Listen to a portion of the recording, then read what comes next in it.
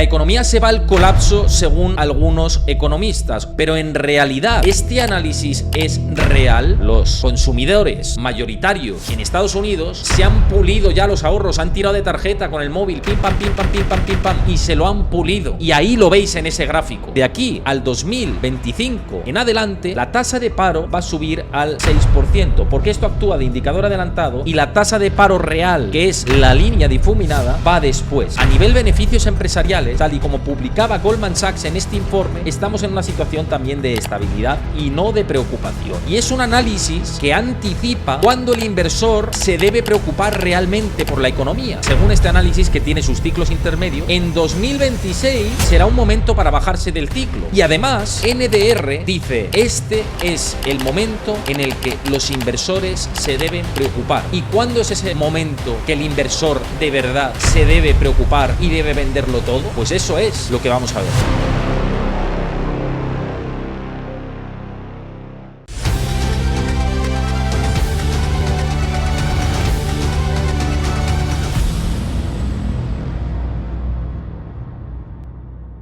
La economía se va al colapso según algunos economistas, o hay algunas nubes negras que apuntarían en esa dirección. Pero en realidad, ¿este análisis es real? ¿O hay algunas pautas que debemos seguir y que no estamos tan mal como nos están diciendo? ¿En qué momento el inversor debe preocuparse con la situación de los mercados? ¿Qué variables tenemos que mirar desde el punto de vista de la economía, pero también desde el punto de vista de los mercados? Hay que tener racionalidad y prudencia, y siempre lo decimos a la hora de tomar decisiones de inversión, que reside en cada uno de nosotros, tanto yo a título individual como vosotros a título personal también. Y por eso hay que conjugar todas las variables y ver si estamos en ese escenario o no. Particularmente, y los que me seguís habitualmente, sabéis que pese a que hemos hablado en múltiples ocasiones de una recesión cíclica que estaba en camino y que de hecho sigue en camino, eso dista mucho de hablar de colapso financiero o colapso bursátil. Es muy distinto. De hecho, eso son excepciones históricas. Ahora bien, ¿estamos en una de esas excepciones históricas o dónde estamos ahora mismo? Para empezar, hay que ver el momento del consumidor estadounidense, cómo se encuentra a nivel consumo. Como bien sabéis, los últimos datos de ventas minoristas en Estados Unidos crecieron a más del 3%. Por consiguiente, en términos consumo,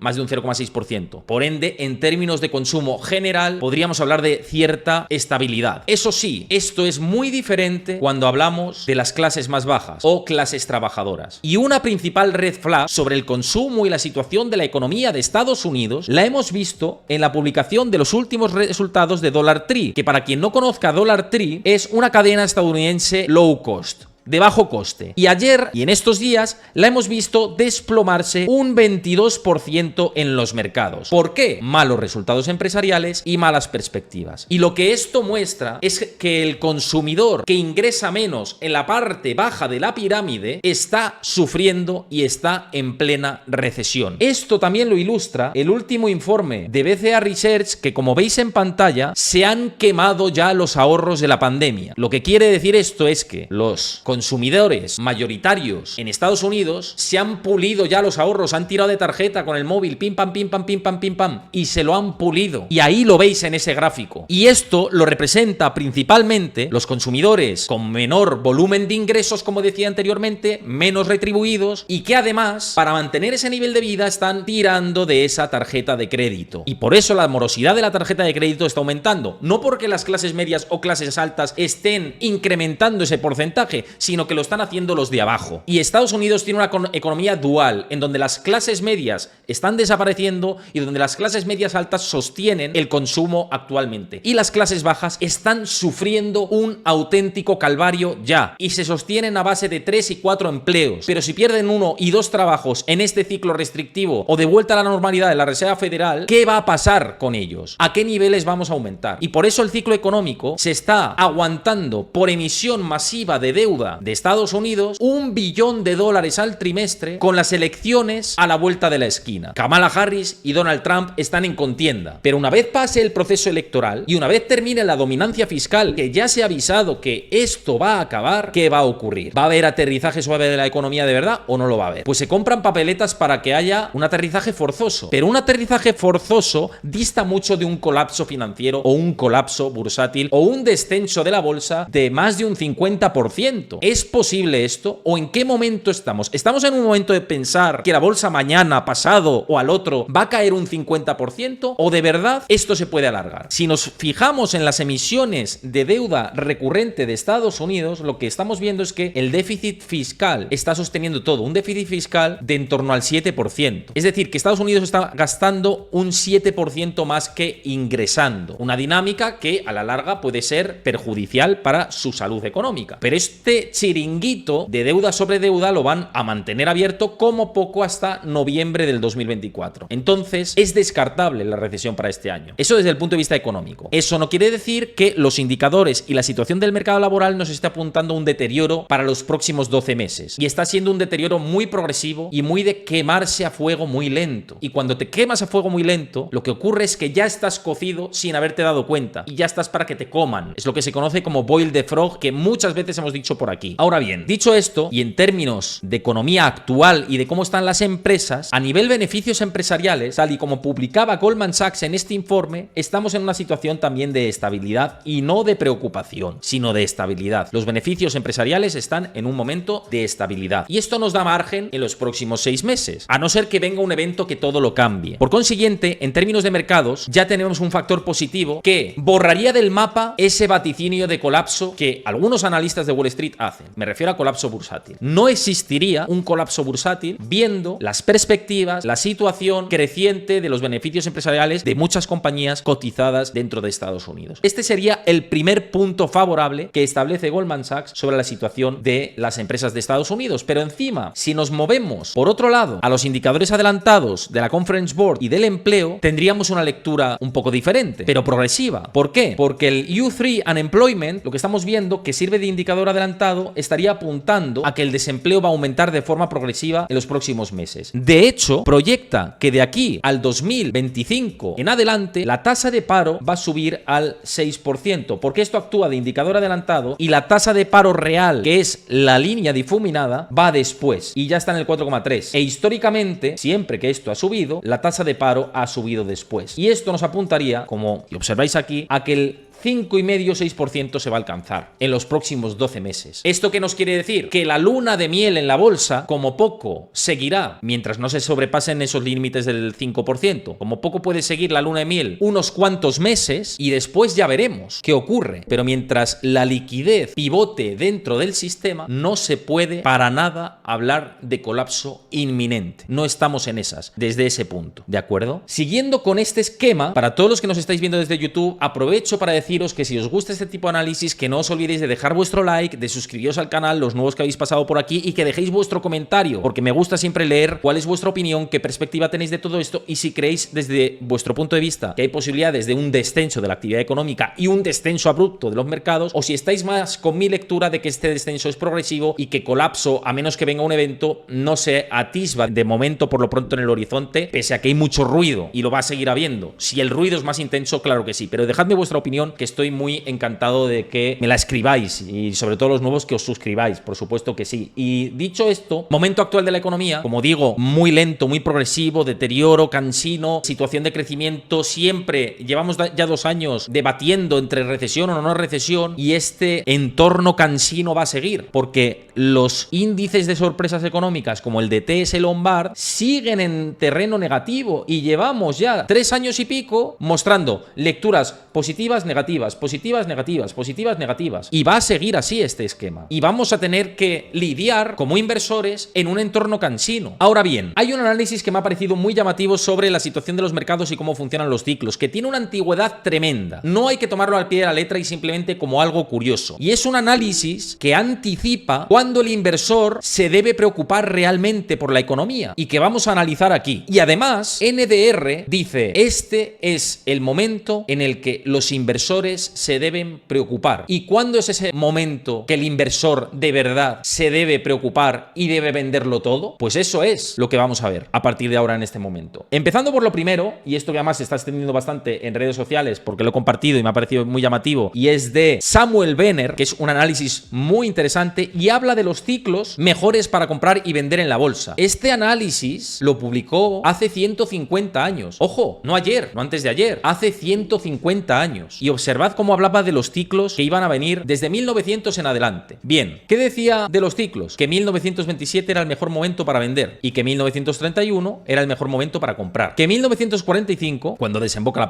la Segunda Guerra Mundial, es el mejor momento para vender y que 1951 es el mejor momento para comprar. Pero ojo si nos vamos a la era más moderna. 1999, el mejor momento para vender. 2005, el mejor momento para comprar. 2019, mejor momento para vender. Y 2023, mejor momento para comprar. Es decir, que según este análisis que tiene sus ciclos intermedios, en 2026 será un momento para bajarse del ciclo y en 2032 será el mejor momento para comprar. Lo que quiere decir todo esto es que de aquí a 2025 o 2026, según esta teoría, que insisto hay que cogerla con pinzas, estaríamos en un momento relativamente alcista para la bolsa, insisto, según este análisis, no mi análisis, según el análisis de Samuel Weiner, que no podemos jugar a futurología. Él analizaba los ciclos de los mercados y momentos idóneos para comprar y vender. Y según esa teoría, hasta 2026 habría cabida para hacer juego en la bolsa. Pero en 2026 venderlo todo y en 2032 entrar con todo. Y ese ciclo nos llevaría hasta 2035. Con lo cual, la idea del colapso inminente, según esta teoría, que no es la mía, ¿vale? Según esta teoría, el colapso o una situación de colapso podría llegar entre 2025 y 2026, como veis aquí, y un colapso aún peor en 2035.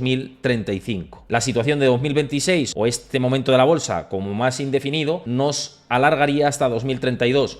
2032 donde sería, en su opinión, un momento ideal para cargar en bolsa a saco paco. ¿De acuerdo?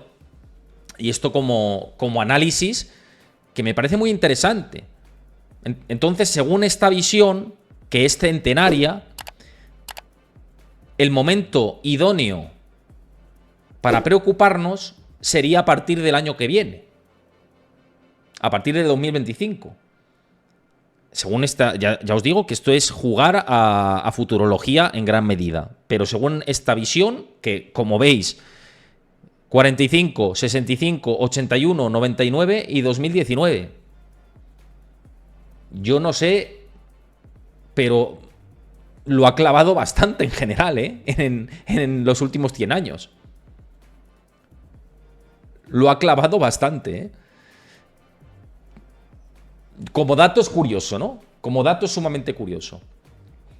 Ahora bien, y ahora vamos a la parte de NDR, que quizás sea lo más llamativo desde el punto de vista del análisis. Pero antes, lo que siempre os digo, ¿estamos parados? ¿No estamos parados con este contexto de mercado? Que desde mi punto de vista hay más factores ahora mismo en la bolsa positivos que negativos, pese a la corrección que estamos atravesando en estos momentos.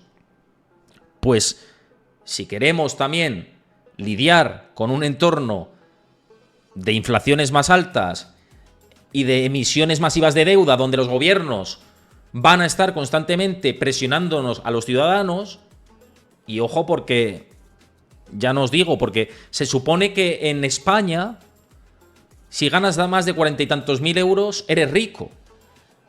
Yo no sé de dónde se han sacado todo eso. No, lo que eres de los que más ingresa. Pero de los que más ingresa no quiere decir que sea rico. Quiere decir que la sociedad española está más empobrecida. Cuidado con las lecturas. 40 y pico mil euros y dices, es que el que gana 40 y pico mil euros es rico. No nos confundamos. No mintamos, por favor. Seamos rigurosos. Quien gana 40 y pico mil euros es de los que más ingresa. Pero de los que más ingresa no quiere decir que sea rico. Quiere decir que la sociedad española está empobrecida. ¿Se entiende, no? La diferencia entre contarlo de una manera y contarlo de otra. Si decimos que los ricos ganan 40 o 50 mil euros al año, ¿qué sociedad tenemos? Comparémonos con Estados Unidos o con Alemania. No, es que los ricos de España son 40.000. No. Los que más dinero tienen de España. Eso no se cataloga como rico. Se cataloga como el que más dinero tiene de España. Y todo esto viene porque nos tenemos que mover y ir contra este tipo de mensajes y sí, hacer por nuestro lado que nuestro patrimonio esté de los mercados. Vamos a ir por aquí a esto directamente. Este informe es del 28 de agosto, pero lo he podido leer en el día de ayer y dije, me parece súper interesante. Porque básicamente ND Research lo que hace es estadísticamente ver lo que ha hecho el mercado antes de las recesiones económicas. Y la conclusión a la que saca de los momentos de las recesiones económicas es que no estamos en un contexto tal. Como veis aquí, ¿qué es lo que hace el SP500 antes de las recesiones económicas? En primer lugar, hace un pico, como veis ahí, luego lateraliza, hace de nuevo otro techo y se pega la caída. Cuando llega la recesión económica, parte del mercado ya ha caído. Claro, hay gente que dice, ojo, porque el mercado actual está trazando algo parecido. Dicen, si nos vamos a la cotización del SP500, cuidado porque el mercado ha hecho un techo, luego está haciendo aquí otro techo y a ver qué viene después. Hay gente que está haciendo esa lectura. Yo no la estoy haciendo. Por lo pronto, yo no la estoy haciendo. Hasta que no haya confirmaciones, no podemos hacer esa lectura. Pero sí que es cierto que dicen, bueno, ¿qué pasa con el mercado? ¿Cuándo hace el techo en el mercado antes de confirmar recesiones económicas? Pues lo que dice NDR Research es, el mercado principalmente hace techo 6 meses antes, a ver si esto me deja dibujar, hace techo 6 meses antes y luego lo peor empieza a venir 2 meses antes de que comience la recesión económica de forma oficial, que generalmente suele ser de forma abrupta y por algo que no conocemos. Y lo que dice es, ahí está lo peor cuando llega. El informe, lo que comenta a lo largo de todo este texto, que podéis ver por ahí, hay varias conclusiones que me parecen interesantes. Dice, además de que se ha activado la regla SAM y que las búsquedas en Google de recesión económica han crecido y son superiores al 66% de las medias habituales, la pregunta de si habrá recesión y cuándo es primordial. Es decir, cuándo el inversor tiene que tomar la decisión de salirse. Dice, el sí es importante ya que los peores mercados bajistas se han asociado a recesiones con un descenso medio del 35%. Dice, actualmente la conclusión nuestra, del departamento nuestro de análisis, es que el porcentaje y la probabilidad de recesión en estos momentos es bastante bajo.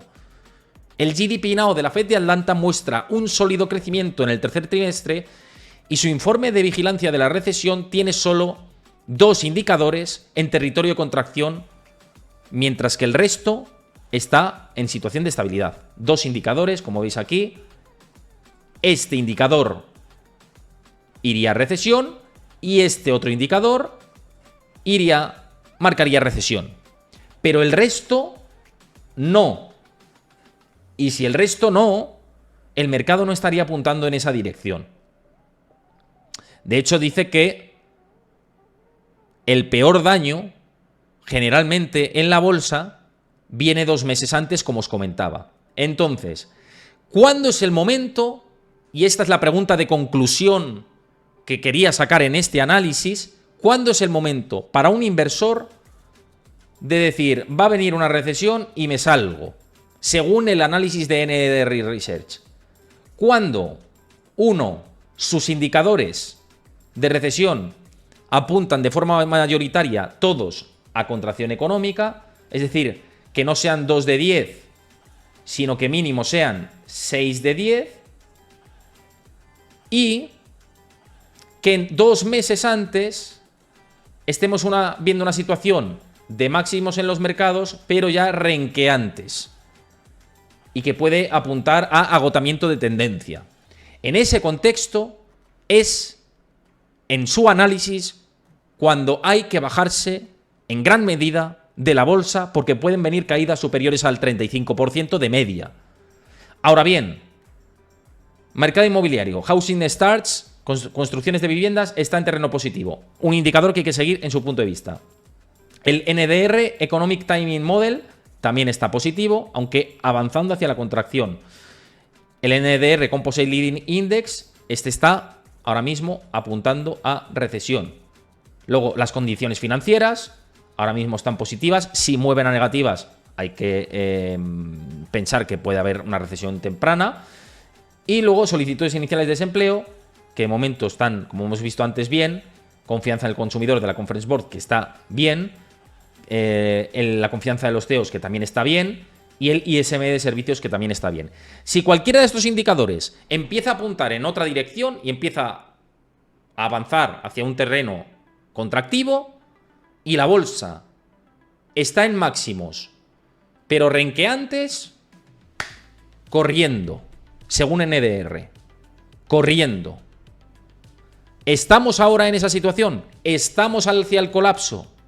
La realidad, en la voz de estos analistas, es que no, que es precipitado y que habrá que ver si esos indicadores se deterioran, si el mercado traza máximos y luego traza algo renqueante y ver, conjugándolo eso con los indicadores, para tomar la decisión de si esto cae o no cae.